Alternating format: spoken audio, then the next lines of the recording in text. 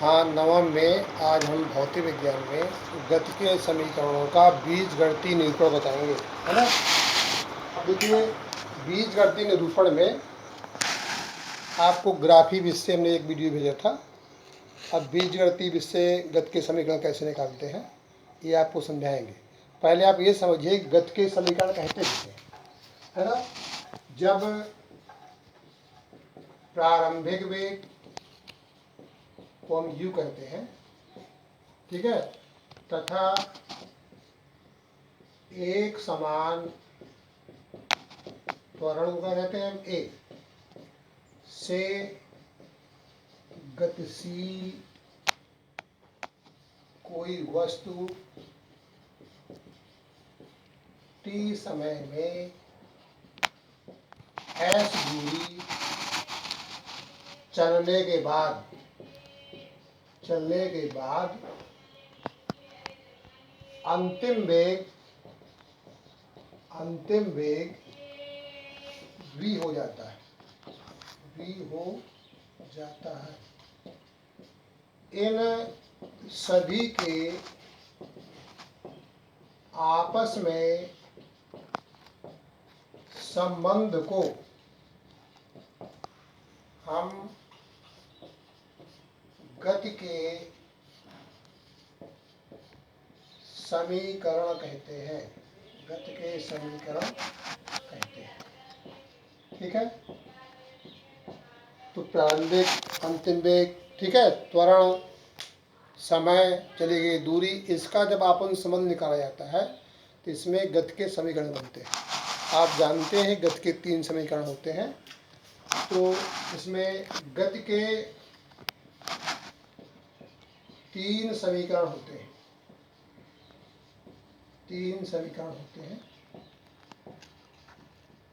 पहला क्या है, v बराबर u प्लस ए टी।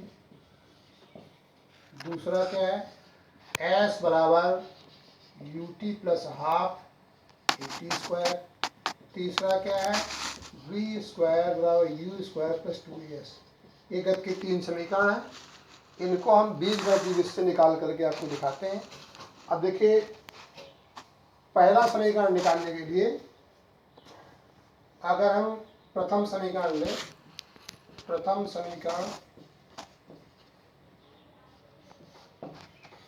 इसमें कोई वस्तु प्रारंभिक वेग u एक समान त्वरण a से गतिशील है, t समय बाद उसका अंतिम वेग v हो जाता है। ठीक है। इसकी परिभाषा लिखने के बाद हम यहाँ त्वरण की परिभाषा लेते हैं। वेग परिवर्तन की दौर को त्वरण कहते हैं ना। त्वरण की परिभाषा से ये समीकरण निकाले हैं। तो हम जानते हैं त्वरण क्या होता है। त्वरण को हम ये कहते हैं, ये होता है वेग परिवर्तन की दर। को हम त्वरण कहते हैं। ठीक है। तो जो त्वरण बराबर हो गया, ये हो गया वेग परिवर्तन बटे समयांतराल। अब देखिए वेग परिवर्तन क्या हो जाएगा। वेग परिवर्तन में अंतिम वेग माइनस प्रारंभिक वेग लेते हैं। अंतिम वेग माइनस प्रारंभिक वेग, और समय अंतराल को हम क्या टी कह दें। अब देखिए ए बराबर क्या हुआ, अंतिम वेग क्या बताया गया, अंतिम वेग आपको बताया गया v। प्रारंभिक वेग क्या होता है, प्रारंभिक u बताया गया है, और समय क्या बताया गया t। इसका केवल आपको करणीय गुणा करना है। जब इसका करणीय गुणा करेंगे तो v माइनस यू बराबर ए टी हो गया, और इस u को पक्षांतर में उधर ले जाए तो जाएगा v बराबर u प्लस ए टी। ये गति का पहला समीकरण हो गया। ठीक है, ये गति का समीकरण। अब दूसरा जो समीकरण निकालेंगे, भाषा लगभग आपकी ही रहेगी, है ना। दूसरा समीकरण में हम पहले में निकालते हैं औसत वेग निकालते हैं। जहाँ भी त्वरण की परिभाषा से लेंगे, औसत वेग निकालने के लिए गति प्रारंभ होने के, गति यह बता रहे हैं आपको दूसरा समीकरण। ठीक है, दूसरा समीकरण ही त्वरण के सिद्धांत पर आधारित होगा। गति प्रारंभ होने के 1 सेकेंड बाद वस्तु का अगर हम वेग लेते हैं, तो वस्तु का वेग जो प्रारंभ में क्या है u, और वेग परिवर्तन दोनों तो हो जाए u प्लस a। अब दे रहा है गति समाप्त होने के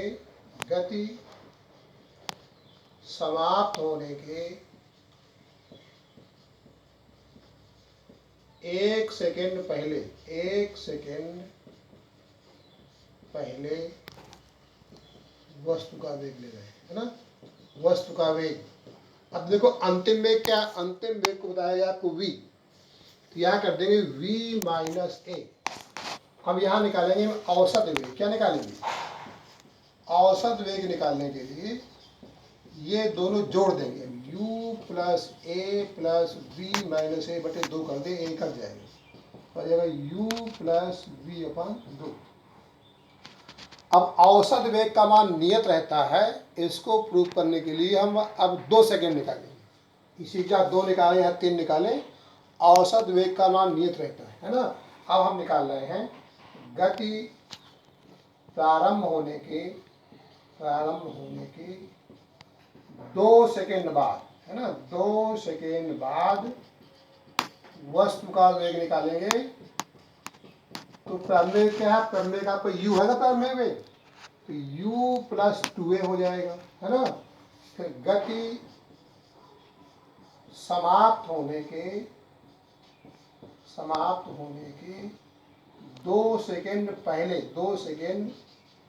पहले वस्तु का वेग निकालेंगे, वस्तु का वेग। तो अंतिम वेग क्या है, अंतिम वेग v है, तो v माइनस 2a हो जाएगा। यहाँ भी हम निकालेंगे औसत वेग। क्या निकालेंगे? औसत वेग। तो ये प्रारंभिक था, तो u plus 2a plus v minus 2a अपन 2 निकल जाएगा। तो यहाँ भी तुम्हारा क्या आएगा, v प्लस u अपन 2। ठीक है, अब हम ये देखते हैं औसत वेग का मान। औसत वेग का मान नियत रहता है। क्या रहता है? नियत रहता है। जब हम 1 सेकेंड में निकालें या 2 सेकेंड में निकालें या 3 सेकेंड में निकालें, तो कुल कट जाते हैं ना निकाल में, तो औसत वेग का मान नियत रहता है। ये हमने प्रूव किया। अब यहाँ t सेकेंड में हम चली गई दूरी निकालने जा रहे हैं। क्या निकालने जा रहे हैं? t सेकेंड में चली गई दूरी। t सेकेंड में चली गई दूरी को हम कहते हैं यस। क्या कहते हैं? एस। कहते हैं औसत वेग गुणे समय। अब देखिए t सेकेंड में चली गई दूरी यस हो गई तुम्हारी। औसत वेग कितना लगा आपने? ये निकाला था v प्लस यू अपान 2। समय क्या था आपका? t। ठीक है, अब गति का जो दूसरा समीकरण होता है वो होता है v बराबर u प्लस ए टी। तो यहाँ u नहीं होता, तो u को हमें रिप्लेस करना है। u को हटाने के लिए हम गति का पहला समीकरण लेंगे। पहला समीकरण क्या होता है? v बराबर u प्लस ए टी होता है। u हटाना है आपको, है ना, u। तो जो दूसरा समीकरण होता है वो होता है s बराबर U T plus half A T square होता है। ठीक है, तो यहाँ हम v हटाएंगे। क्या हटाएंगे? ये समीकरण लाना है। तो जहाँ v लिखा हुआ क्या लिखते हैं? u प्लस ए टी लिख रहे हैं। तो s बराबर v की जगह क्या लिख रहे हैं? u plus A T plus you बटे 2। गुणे में क्या है? गुणे में आपका टी चल ही रहा है। देखिए u और u मिला के हो गए 2u हो गए। तो s बराबर हो गए 2u प्लस ए टी बटे 2। गुणे में क्या चल रहा है? टी। अब यहाँ दो जो बटे में है दोनों को अलग अलग बटे लगा दे, टी का हम गुणा कर दे। एस बराबर क्या हो जाएगा? 2u टी अपान 2 प्लस 1 बटे 2 हो जाए। 2 का भाग दोगे, दोनों भाग है, तो ए टी स्क्वायर हो गए। दो कट जाएंगे, है ना।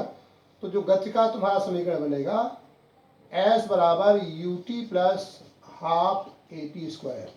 तो इस तरह बीजगणितीय विधि से गति का हम दूसरा समीकरण निकालें, एस बराबर U T plus half A T square. ठीक है, अब हम निकालने जा रहे हैं गति का तीसरा समीकरण। गति का तीसरा समीकरण निकालने के लिए हम पहले समीकरण को लेकर के और उसके दोनों पक्षों को वर्ग करेंगे। क्या करेंगे? वर्ग करेंगे। अब निकाल रहे हैं हम गति का तीसरा समीकरण। इसके लिए क्या बताया हमने? गति के प्रथम समीकरण, गति के प्रथम समीकरण v बराबर u प्लस ए टी के दोनों पक्षों का वर्ग कर देंगे, दोनों पक्षों का वर्ग करने पर, ठीक है। अब देखिए इसके दोनों पक्षों का वर्ग करेंगे तो ये आएगा वी स्क्वायर, ये क्या आएगा u प्लस ए टी का आप वर्ग कर रहे हैं, ठीक है। ये तो वी स्क्वायर तुम्हारा है, इसमें पहले पद का वर्ग धन दूसरे पद का वर्ग ए स्क्वायर टी स्क्वायर आया, फिर प्लस दोनों पदों को गुणे का दूना आएगा 2u/a/t आ गया, ठीक है। अब देखो गति का जो समीकरण तीसरा होता है वो क्या बताया था आपको, हमने बताया था वी स्क्वायर बराबर यू स्क्वायर प्लस 2a हमें लाना है। तो हमको वी स्क्वायर मिल गया, यू स्क्वायर मिल गया, हमको 2as और चाहिए, 2as होता है। तो यहाँ आपको वी स्क्वायर मिल गया, यू स्क्वायर मिल गया। अब यहाँ कॉमन निकाल ले, 2a कॉमन निकाल रहे हैं, कितना कॉमन निकाल रहे हैं 2a। अब देखो जब 2a कॉमन निकाल कितना बचेगा, यहाँ 2 है तो ये कॉमन का मतलब भाग देना होता है, एक बार 2 आ गया, स्क्वायर से एक कट गया तो a बचा, यहाँ टी स्क्वायर आ गया प्लस 2a पूरा कट गया, क्या बचा ut बचा, क्या बचा ut। तो अब यहाँ अब देखिए जो गति का दूसरा समीकरण था आपका, गति के दूसरे समीकरण से इसको हम रिप्लेस करेंगे, है ना। समीकरण क्या होता है, s बराबर U T plus half A T square. तो इसकी जगह हम कह सकते हैं, इसकी जगह यस लिख सकते हैं, जब यू टी है हाफ ए टी स्क्वायर है तो हो जाएगा वी स्क्वायर बराबर यू स्क्वायर प्लस 2as। तो आपको इस तरह में गति के तीनों समीकरण बताए, किस बीच से, बीजगणितीय बीज से। अब इसके अगर हमें सवाल लगाना हो तो सवाल लगाने के लिए देखो एक सवाल यहाँ बोर्ड में लिखा हुआ है, इस सवाल को देखिए पहले। सवाल क्या है, एक रेलगाड़ी विरामावस्था से चलना प्रारंभ करती है, 5 मिनट में 72 किलोमीटर का वेग प्राप्त कर लेती है। मान लें कि त्वरण एक समान है, तो परिकलन कीजिए, पहला त्वरण निकालना, रेलगाड़ी की चली गई दूरी निकालना। इतने अंतिम वेग प्राप्त करने के लिए रेलगाड़ी कितनी दूरी तय करती है हमें निकालना है, ठीक है। तो जहाँ विरामावस्था लिखा हो वहाँ प्रारंभिक 0 होता है, क्या दिए गया पहले लिखा जाएगा, u बराबर का 0 हो गया, विरामावस्था दिया गया तो u बराबर 0।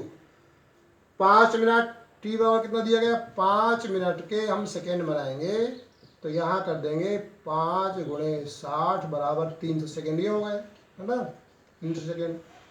72 किलोमीटर प्रति घंटा का वेग, अंतिम वेग क्या है, अंतिम वेग हमारा 72 किलोमीटर प्रति घंटा, किलोमीटर प्रति घंटा दिया गया है।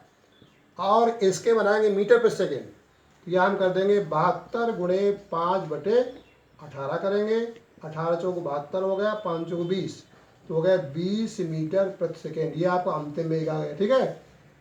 मान अब देखो क्या क्या निकालना है हमें, मान लें कि त्वरण एक समान है, पहले त्वरण निकालना है, ए बराबर कुछ समय लगा दिया हमने, त्वरण निकालना है और रेलगाड़ी द्वारा तय की दूरी s निकालना है। ये सवाल पूरा आपको यहाँ आ गया। कोई भी सवाल दिया जाए तो उसमें क्या दिया गया संकेत भाषा में लिखना, लिखने के बाद उसकी इकाई ठीक करना, इकाई ठीक करने के बाद सूत्र मान रखना। अब देखिए इसमें हमें त्वरण निकालने के लिए हम गति का पहला समीकरण ले रहे हैं। गति का पहला समीकरण क्या है तुम्हारा, v बराबर u प्लस ए टी से। इसमें जो जो मान दिए गए हैं, v कितना दिया गया है 20, अंतिम वेग 20 दिया गया है, u कितना दिया गया है 0, a आपको निकालना है, t कितना दिया गया, t दिया गया आपको 300 सेकेंड। अब आपका केवल a निकालना है, तो ये 20/300 बराबर a हो जाएगा, 0 0 काट दीजिए, और काटना 200 काट दीजिए तो हो जाएगा a बराबर हो जाएगा 2 × 2 और 15 दूनी 30, 1/15 मीटर प्रति सेकेंड स्क्वायर त्वरण इकाई होती है। तो ये हमने पहले त्वरण निकाल दिया, ठीक है। कौन प्रयोग किया हमने, गति का पहला समीकरण, तो इस तरह त्वरण निकाल लिया गया। अब आपको निकालना है रेलगाड़ी द्वारा तय की गई दूरी, है ना। तो दूरी निकालने के लिए हम क्या प्रयोग कर रहे हैं, दूरी निकालने के लिए गति का हम तीसरा समीकरण प्रयोग कर रहे हैं। गति के तीसरे समीकरण से v स्क्वायर बराबर u स्क्वायर प्लस 2as। हमारा v कितना दिया गया अंतिम में 20 है ना, तो 20 गुणे हमने 20 कर दिया। u आपका 0 दिया गया था +2, a कितना निकाला आपने, a निकाला आपने 1/15। s आपको निकालना है, चलिए तो निकालना, ठीक है। तो ये 20 गुणे 20 कितना हो गया 400। 400 बराबर 2/15 s हो गया, ये सब आपको निकालना है। यहाँ करड़ी गुणा कर लीजिए, ये हो जाएगा 2s, इसका एक कर लीजिए, इसका गुणा करके या 2s लाइए, एस क्या चली गई दूरी है, बराबर 400 गुणे 15 हो गया, ठीक है। अब एस निकालना चली गई दूरी, तो एस बराबर हो गया 400 गुणे 15/2 कर दीजिए, 2 से 400 को काट दिए तो 200 आ गया, क्या आ गया 200, है ना। अब 15 दूनी 30, ये कितना हो गया 30 के आगे 2 जीरो बढ़ाइए, ये मीटर हो गया, या इसको लिख सकते हैं आप 3 किलोमीटर। ये आपके दोनों उत्तर निकल आए। तो ये गति के जो समीकरण बताए गए, इनके जो आंकिक आप लगाएंगे, आंकिक लगाने में क्या दिया गया है उसको लिखना, अंतिम वेग, प्रारंभिक वेग, त्वरण, समय, चली गई दूरी, ये सूत्र में केवल मान रखना है, इससे आपके सवाल आंकिक आ जाएंगे। इस तरह आंकिक और ढूंढ के लगाइए, और इस वीडियो को देख कर इसको सब्सक्राइब जरूर करिए। धन्यवाद।